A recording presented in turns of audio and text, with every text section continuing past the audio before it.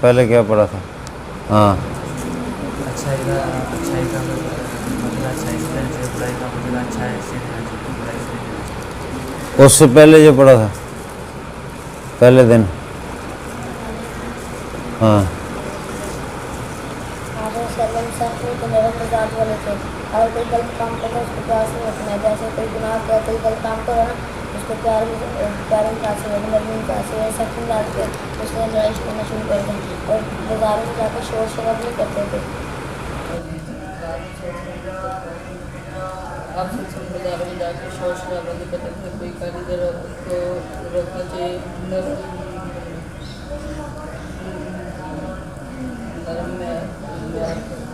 نرم مزاج، نہ ہاں زیادہ سخت ہے نہ زیادہ ہاں سخت مزاج ہے نہ نرم مزاج ہے۔ آپ بازاروں میں جا کر شور شرابہ نہیں کرتے تھے، ہاں اور آپ برائی کا بدلہ برائی سے نہیں لیتے تھے اور معاف کر کے درگزر کرتے تھے، ہاں معاف کر کے درگزر کرتے تھے۔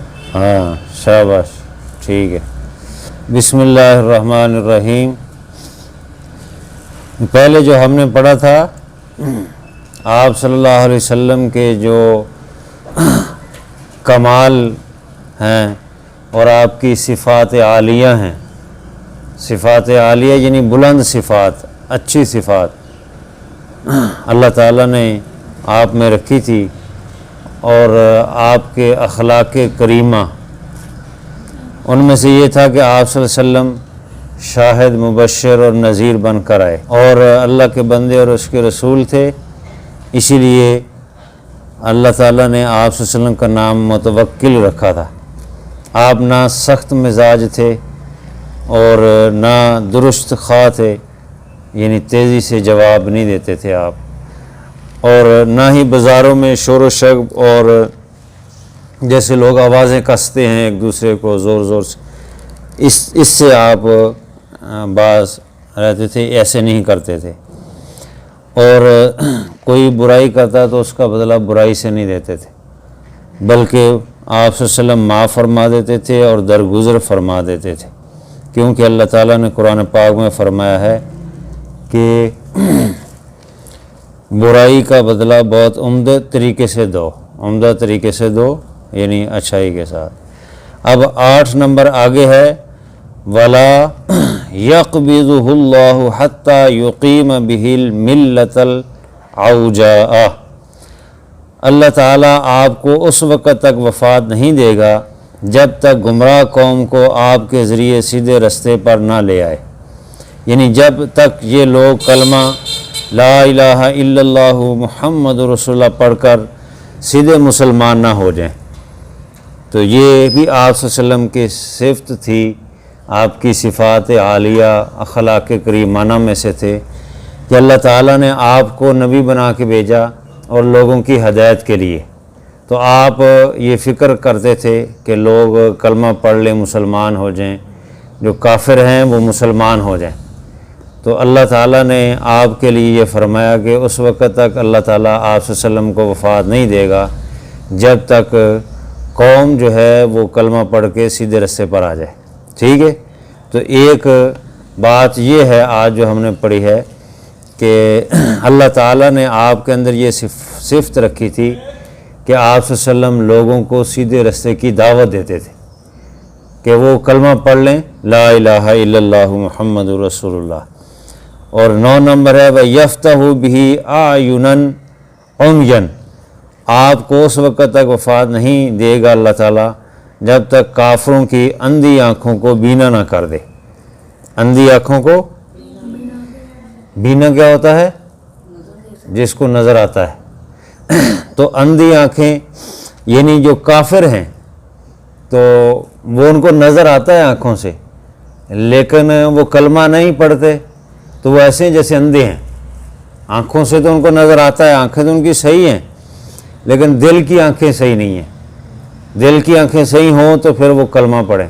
ابھی وہ ایسے ہیں جیسے اندھے ہیں تو نظر آتا ہے ان کو کافروں کو، لیکن جب تک وہ کلمہ نہ پڑھے وہ اندھے ہیں، کیونکہ وہ جہنم کے گڑھے میں گرنے والے ہیں، جیسے ہی مریں گے تو جہنم میں جائیں گے۔ اس لیے یہ آپ صلی اللہ علیہ وسلم کی ایک صفت مبارک تھی کہ آپ کافروں کی فکر کرتے تھے۔ 10 نمبر یہ ہے وَأَذَانًا صُمًّا وَقُلُوبًا غُلْفًا، بہرے کان اور پردے پڑے دلوں کو نہ کھول دیں، یعنی ان کے کانوں میں ان کو سنتا تھا لیکن چونکہ حق نہیں سنتے تھے وہ توجہ نہیں کرتے تھے، ایسے جیسے بہرے ہیں۔ بہرے کس کو کہتے ہیں؟ جس کو سنائی نہ دے، جو پنجابی جیسے بولا جس کو سنائی نہ دے اس کو بہرا کہتے ہیں۔ پنجابی میں کیا کہتے ہیں؟ ہاں بولا کہتے ہیں، نظر نہیں اس کو سنتا نہیں، بولا۔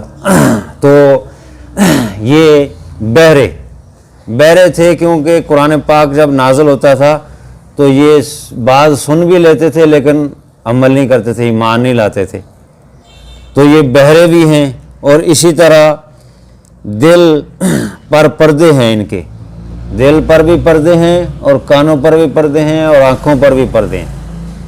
تو آپ صلی اللہ علیہ وسلم ان کی فکر کرتے تھے تاکہ وہ، تو ہمیں بھی یہ فکر کرنی ہے کہ لوگ صحیح رستے پہ آ جائیں۔ کیا فکر کرنی ہے؟ کیسے صحیح رستے پہ آ جائیں؟ جھوٹ نہ بولیں، غلط کام نہ کریں اور سبق یاد کریں۔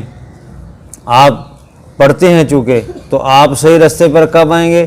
جب آپ روزانہ صحیح سبق سنائیں گے تو آپ صحیح رستے پہ ہیں۔